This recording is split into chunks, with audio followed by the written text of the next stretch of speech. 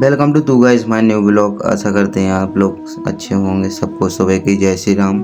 आज है रक्षाबंधन। रक्षाबंधन के दिन पावन पवित्र पर आप सभी को रक्षाबंधन की एवं आपके परिवार को रक्षाबंधन की बहुत बहुत शुभकामनाएं एवं बहुत बहुत बधाई हो। अब चलते हैं अपन अपनी दुकान की तरफ। सबको जय श्री राम। दुकान के लिए जा ही रहे थे जब तक निहारिका आ जाती। निहारिका को बाय बोल के हम निकल जाते हैं दुकान पर पहुंचने के बाद हमने देखा कि हमारे देव श्री जागेश्वरनाथ के मंदिर में आज भीड़ भाड़ बहुत ही अच्छी है। काफी दूर दूर से आदमी और श्रद्धालु आ रहे थे क्योंकि आज रक्षाबंधन का पावन पवित्र दिन था। फिर घर से कॉल आता है कि भैया छोटी सी बिन्ना आई है राखी बांधने के लिए। मैं पहुंच जाता हूँ राखी बंधवाने के लिए। दुकान पर पहुंचते ही एक दादाजी आते हैं, नारियल लेते हैं। नारियल लेके चले जाते हैं मंदिर। फिर देखते ही देखते भीड़ हो जाती है बिल्कुल कम, क्योंकि देव श्री जागेश्वरनाथ के हो जाते हैं पटबंद जैसे ही हुए वैसे ही अपनी मौसम करवट ले चुका था। तेज आंधी तेज तूफान के साथ साथ तेज ही बारिश होने लगी। मैंने अपनी नारियल प्रसाद की दुकान बंद करने के बाद मैंने सोचा कि ये दुकान भी अब बढ़ा देता हूँ, क्योंकि ऐसी बारिश में कौन ग्राहक आएगा। तभी मेरा विचार बना कि ठीक है, अब पानी रुकने के बाद मैं अपनी दुकान बढ़ा दूंगा।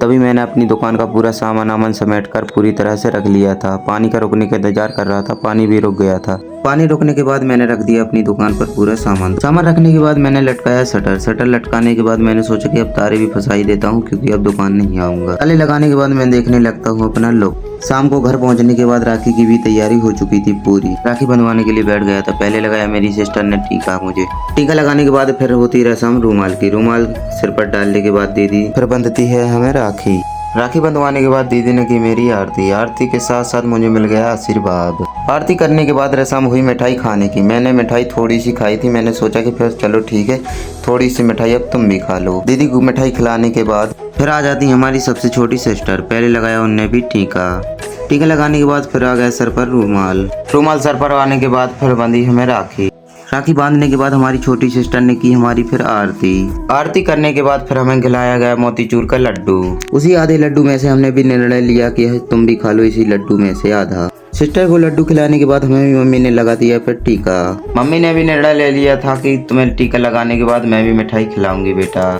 मैंने भी निर्णय लिया कि मम्मी अब तुम भी खा लो थोड़ी सी मिठाई। मम्मी को मिठाई खिलाने के बाद हम पहुंच जाते हैं टिंकल दीदी के घर पर। टिंकल दीदी की भी राखी पूरी तरह से तैयार हो चुकी थी। पहले आया हमारे राजेश भाई ने पूरी परंपराओं को निभाते हुए राखी बंधवाई दीदी से। फिर इनके मुंह में कहूँ मोतीचूर को लड्डू। इनके मुंह में जाते ही साथ इतने ज्यादा खिलखिलाए उठे के इन्हें सीधे पाँव पर दीदी के। फिर आ गई थी हमारी लुकेश भैया की बारी। लुकेश भैया के सिर पर रूमाल डालने के बाद फिर हुआ टीका।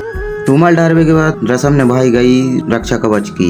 लुकेश भैया ऐसे मना कर रहे थे जैसे इनको सवार हो। लुकेश भैया ब्लॉग देख रहे हो तो एक बार कमेंट करियो। तो मम्मी ने भी नजर रखी कि पूरी परंपराओं से निभा रहे जीवन रक्षाबंधन के नहीं। फिर पूरी परंपराओं को निभाते हुए हमने लगवाया पहले टीका। फिर परंपराओं के चलते भाई हमें पहनाओगा और रक्षा कवच।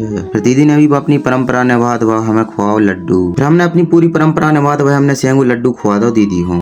फिर हमने अपनी पूरी परंपरा निभा दो, हमने दे 200 रुपया। हमने कहीं पेट्रोल डरवा लियो स्कूटी में, कहा तुम्हें घूमे के काम यहाँ है। फिर आ जाते हमारे रहमान भैया की बारी। ये ऐसी दो उंगलियां बताते जैसे इन्हों फोटो शूट पे लगा लाए हुए हम। फिर आ जाते टीका की बारी। सो भैया ने अच्छी स्माइल देगा टीका लगवाओ। फिर भैया इनके हाथ में भी रक्षा कवच पहनाओ कि भैया तुम भी अच्छे कामयाब हो जाओ अपने स्टूडियो में। भैया कोई यार स्टूडियो भैया बांधकपुर में। पूरी परंपरा निभा दो, इनके दांतों में फंसा दो जाते पूरे सेंगू लड्डू। फिर पूरी परंपराओं को निभा दो भैया कहने लगे चार जेब में से कौन से में से निकाले पैसा।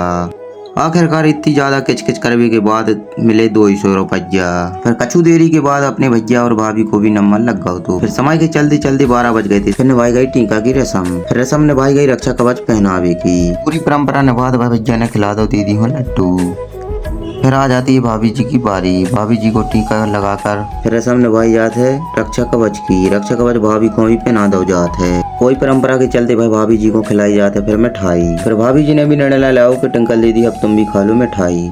फिर वही परंपरा को निभाते भाई टीका से सम्मानित करो अपनी शायरी को भी उड़ाया गया रूमाल। फिर वही परंपरा के चलते भाई शायरी ने भी निर्णय लाओ कि भैया हमें भी बांधो राखी बांधने के बाद टिंकल दीदी इनसे भाई फ्री। फिर हमने सबसे करवाई राम राम करने के बाद भैया सब जने हो गए थे फ्री राखी बंधवावे के बाद। ब्लॉग को करते यहीं समाप्त। सबको जय श्री राम।